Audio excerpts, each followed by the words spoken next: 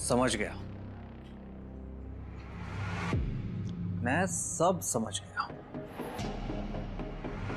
मर गए।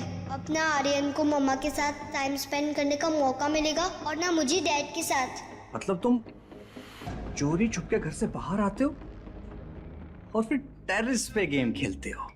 Thank God, बच गई।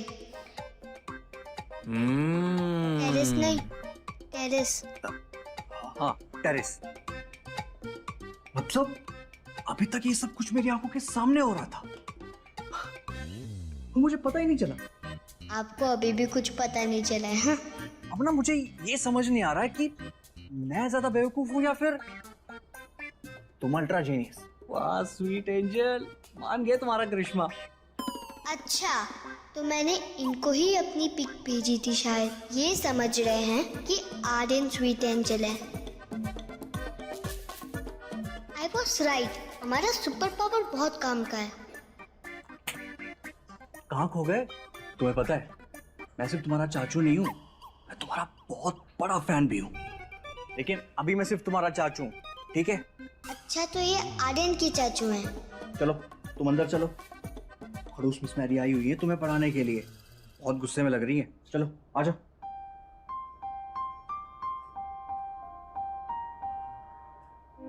अंदर जाते ही रिया ने देखा, भले ही उसके प्रेसिडेंशियल स्वीट की बनावट एक जैसी ही थी, मगर सजावट में बहुत फर्क था। हर चीज एक तरीके से रखी हुई थी। ऐसा लग रहा था जैसे रूम के फर्नीचर को भी डिसिप्लिन में रहने की वार्निंग दी गई थी। रिया को डाइनिंग टेबल पर सर पर हाथ रखी एक औरत दिखी। तो ये है मिस मैरी। रिया को देखते ही वो गुस्से से चेयर पर से उठी और बेडरूम में चली गई। तुम ना बस ये बोलना कि तुम्हें भैया ने नीचे बुलाया था, बाकी सब मैं संभाल लूंगा, ठीक है? चलो आ जाओ। मिस मैरी ने राइटिंग टेबल पर रखी रूलर उठा ली। बेवकूफ तो तुम थे ही, अब बदतमीज भी बन गए हो। पिछले आधे घंटे से मैं तुम्हारा इंतजार कर रही हूँ, तुमसे इतना नहीं होता कि आने के बाद एक सॉरी बोल दो। ये टीचर आर्यन से रोज ऐसे ही बात करती है क्या? रोज रोज तुम्हारी उस रूलर के साथ पिटाई करती हो ताकि तुम कोई गलती ना करो, लेकिन तुम सुधरने का नाम ही नहीं लेते। कहते हैं कि हर बच्चे में या तो अपनी मम्मी की क्वालिटीज आते हैं या तो अपने पापा की। लेट मी गेस, तुम्हारे अंदर किसकी क्वालिटीज आए होंगे? ये तो सब लोग जानते हैं कि तुम अपने पापा की तरह स्मार्ट और इंटेलिजेंट तो हो ही नहीं। ओह, तो तुम्हारी मम्मी बेवकूफ और बदतमीज होगी, तभी तो तुम इतने बेवकूफ हो और अब बदतमीज भी बन गए। तुम्हारी वजह से तुम्हारे दादा दादी ने तुम्हारे बाप को घर से बाहर निकाल दिया, बेशरम। आज मैं तुम्हें ऐसे सबक सिखाऊंगी ना जो तुम्हें जिंदगी भर याद रहेगा, समझा? हाथ आगे करो। आर्यन रोज इनका टॉर्चर सहता कैसे है? मैं सब समझ गई। ये रोज मेरे दोस्त आर्यन को मारती है और उसके परिवार को भला बुरा भी कहती है। मिस मैरी जैसी विलन को मेरी जैसी हीरोइन रिया ही ठीक कर सकती है। रोहित मारवा को देखकर रिया का सारा गुस्सा गायब हो गया। जैसे ही रोहित रिया के पास आने लगा, रिया ने एक प्यारी सी मुस्कान देकर रोहित से कहा, हेलो डैड। वाओ आर्यन, तेरे डैड तो बहुत हैंडसम है यार।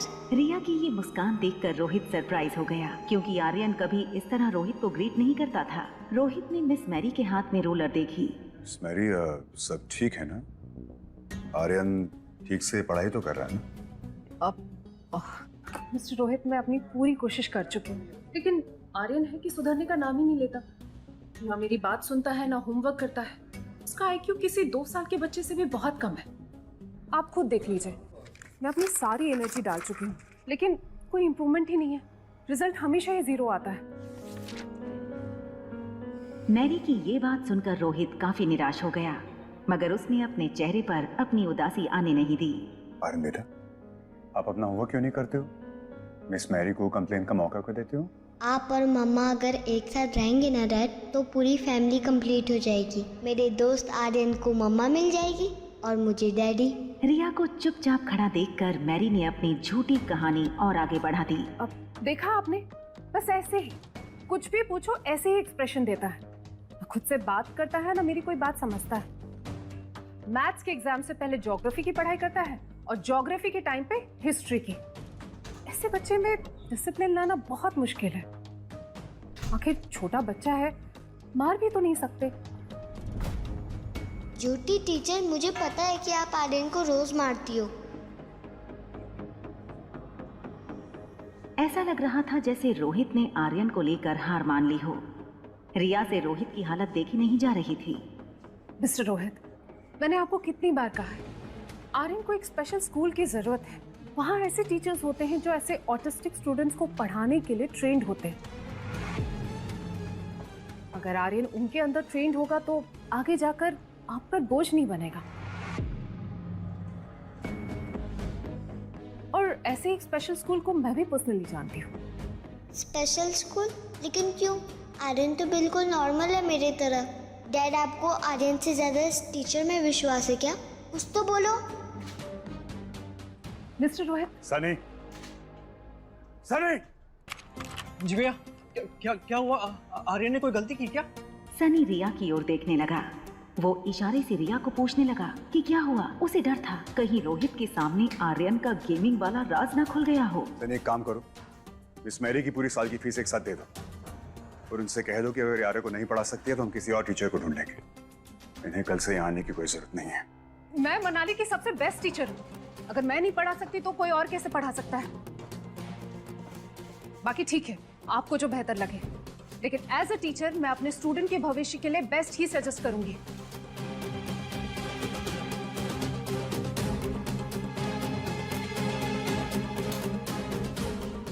अगर मिस मैरी को यहाँ से बिना सबक सिखाए जाने दिया तो फिर ये आर्यन के जैसे और बच्चों को भी टॉर्चर कर सकती है। I have to do something. I am sorry dad, मेरी वजह से आपकी बहुत बदनामी हुई है। मैं आप जितना स्मार्ट और इंटेलिजेंट नहीं हूँ। मैं मेरी माँ की तरह बेवकूफ़ और बदतमीज हूँ। तभी तो आपको दादा दादी ने घर से बाहर निकाल दिया।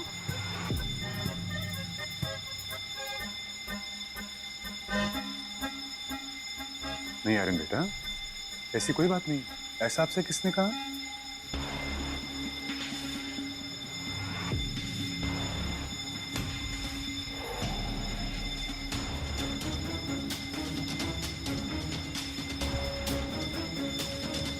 अब मिस्टर रोहित, आर्यन झूठ बोल रहा है।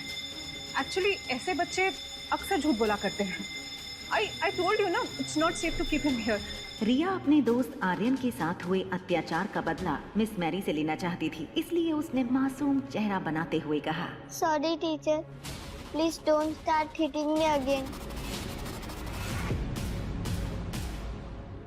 मिस मैरी आपको मारती हैं?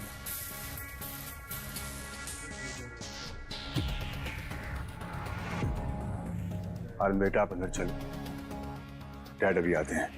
आर्यन, मैंने दूर कर दी है तेरी लाइफ की पूरी टेंशन। यस। मिस मैरी को पता चल गया था कि अब बचने का कोई रास्ता नहीं था। अब आगे की पूछताछ आपसे पुलिस करेगी। I'll make sure कि चाइल्ड हरासमेंट में आप पर ऐसा केस लगेगी जिसमें आपको बेल भी ना मिले। क्या कहा था आपने कि आप मनाली की बेस्ट टीचर हैं, राइट? डोंट वरी, मैं भी मनाली का बेस्ट लॉयर ही हायर करूंगा इस केस के लिए। I'm sorry मिस्टर रोहित, मैंने ये सब कुछ सिर्फ पैसों के लिए किया है।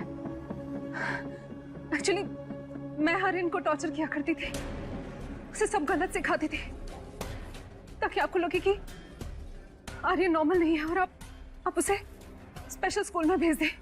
किसने पैसे दिए थे आपको ऐसा करने के लिए?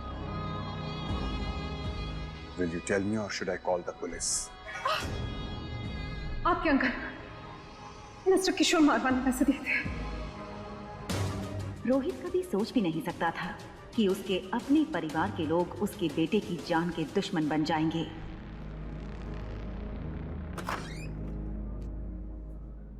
रोहित को वापस आता देख रिया दौड़कर रोहित के पास गई। रिया को इस बात की खुशी थी कि रोहित ने आर्यन को अपने हाल पर छोड़ा नहीं था। इनफैक्ट वो आर्यन से बहुत प्यार करता था। आई एम सॉरी बेटा। रिया के सपनों के डैड की कल्पना में रोहित अब और भी ज्यादा फिट हो गया था। आज के बाद no more tuition and no more tuition teacher. Yes. आज के बाद आपके डैड आपको पढ़ाएंगे, okay? No. What? Wow wow. ये सुनकर रिया को लगा कि उसका सारा खेल उल्टा हो गया। रोहित के पढ़ाने से कहीं आर्यन और बड़ी मुसीबत में ना फंस जाए। वहां अनिका जब स्वीट में आई, उसने देखा कि उसकी बेटी आज बिल्कुल शांत और समझदार बिहेव कर रही थी। ना गेम खेल रही थी, ना जोर जोर से टीवी देख रही थी। वो नहीं जानती थी कि वो जिसे रिया समझ रही है वो दरअसल आर्यन है। अनिका जहां भी जाती, आर्यन उसके पीछे पीछे चला जाता। अनिका सोफे पर बैठकर ज्योति बुआ के ऑपरेशन के बारे में कुछ सोच रही थी। अनिका ने नोटिस किया कि आज फिर से रिया की आंखें सुस्त लग रही थीं। आर्यन के लिए ये सब किसी सपने से कम नहीं था। अनिका के हक करते ही आर्यन को कब नींद आ गई उसे पता नहीं चला। अनिका ने नोटिस किया कि रिया नींद में है।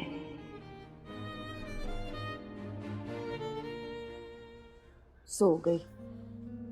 नींद तो मम्मा को भी आ रही है, पर पहले नहा लेते हैं। सोने से पहले अनिका हर रोज रिया को बाथरूम में नहलाने ले जाती थी, लेकिन आज उसके साथ रिया नहीं, आर्यन था। आर्यन की नींद टूटी और खुद को बाथरूम में देखकर उसका टेंशन बढ़ने लगा।